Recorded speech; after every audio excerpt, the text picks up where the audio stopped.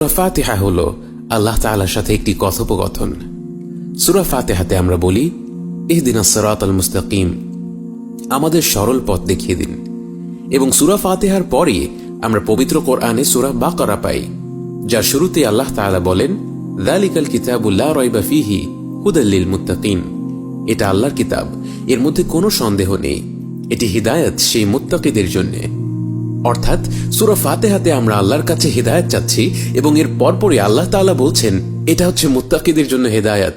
অতএব বলা চলে সূরা ফাতিহা হচ্ছে আল্লাহর কাছে আমাদের প্রার্থনা এবং বাকি কোরআন যেন আল্লাহর তরফ থেকে সেই প্রার্থনারই একটি উত্তর। এই কারণেই আমরা যখন নামাজে দাঁড়াই, প্রথম 2 রাকাতে আমরা সূরা ফাতিহার সাথে আরেকটি সূরা মিলিয়ে পড়ি। সূরা ফাতিহার সাথে যেই সূরাই আমরা মিলাই না কেন, আমাদের নামাজ তখন এক পবিত্র কথোপকথনে পরিণত হয়, যেখানে আমরা সূরা ফাতিহা পাঠের মাধ্যমে আল্লাহর কাছে হিদায়াত চাচ্ছি এবং এরপর কোরআনের অন্য যে কোনো অংশ পাঠ করার মাধ্যমে আল্লাহর তরফ থেকে সেই চাওয়ার উত্তর পাচ্ছি। মনে করুন আপনি সূরা ফাতিহার পরে সূরা ইখলাস পড়লেন। বিসমিল্লাহির রহমানির রহিম, কুল হুয়াল্লাহু আহাদ আল্লাহুস সামাদ লাম ইয়ালিদ ওয়া লাম ইউলাদ ওয়া লাম ইয়াকুল লাহু কুফুওয়ান আহাদ। সেই ক্ষেত্রে সেই রাকাতে আপনি আল্লাহর কাছে হিদায়াত চাইলেন এবং আল্লাহ আপনাকে তার নিজের পরিচয় দেওয়ার মাধ্যমে আপনাকে হিদায়াত দিলেন।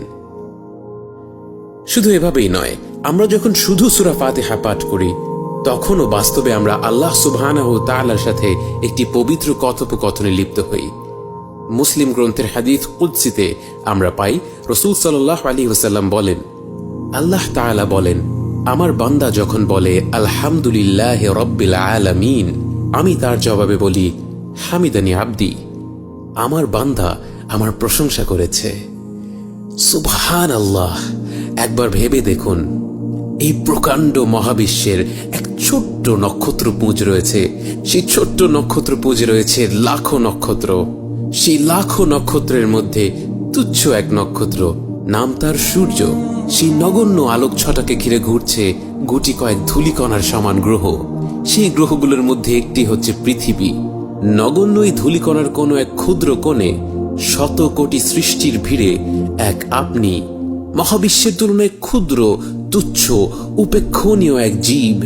সেই আপনি মুখ থেকে উচ্চারিত করলেন আলহামদুলিল্লাহি রাব্বিল আলামিন, আর আপনার সেই কথা গোটা আকাশমণ্ডলীকে ছেদ করে পৌঁছে গেল বিস্ময়কর এই জগতের স্রষ্টার কাছে। এবং সেই মহান সত্তা, সেই মহাবিশ্বের রব আপনার এই উচ্চারণ শুনে এতটা খুশি হলেন, এতটা গর্বিত বোধ করলেন যে তিনি তার সবচেয়ে কাছের ফেরেশতাদের নিকট বললেন, হামিদানি আবদি, আমার বান্দা আমার প্রশংসা করেছে। পৃথিবীতে এমন কোনো পিতামাতা নেই যারা তাদের সন্তানকে নিয়ে এতটা গর্ববোধ করতে পারবে, এতটা আনন্দ বোধ করতে পারবে। সে সন্তান তাদের জন্য তার জীবনটাও দিয়ে দিক না কেন, এমন কোনো বাবা মা নেই যারা তাদের সন্তানের কাজে এতটা খুশি হতে পারবে, যতটা আনন্দবোধ, যতটা গর্ববোধ আমার আপনার রব আমাদের নিয়ে করেন যখন আমরা বলি আলহামদুলিল্লাহি রাব্বিল আলামিন। এরপরে আমরা যখন বলি আর রহমানির রহিম, আল্লাহ তাআলা আরো খুশি হয়ে যান এবং বলেন আথনা আলাইয়া আবদি, আমার বান্দা আমার গুণাবলী বর্ণনা করেছে, গুণগান করেছে। অতঃপর আমরা যখন বলি মালিকি ইয়াউমিদ্দিন, তিনি বলেন মাজ্জাদানি আবদি, আমার বান্দা আমার মাহাত্ম্য বর্ণনা করেছে।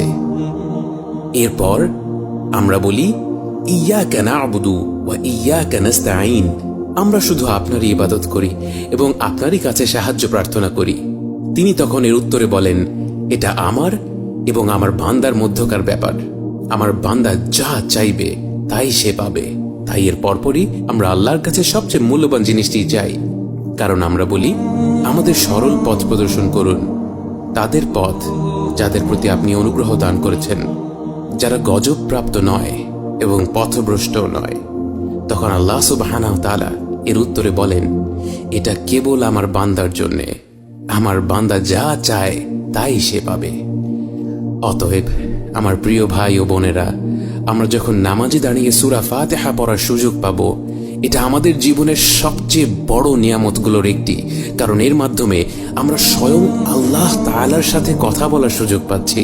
আমাদের প্রতিটি আয়াত পাঠ করার পর তিনি এর জবাব দেন। তিনি ব্যক্তিগতভাবে আমার আপনার কথা গর্বের সাথে, আনন্দের সাথে তার সবচেয়ে নিকটের বান্দাদের কাছে উল্লেখ করেন।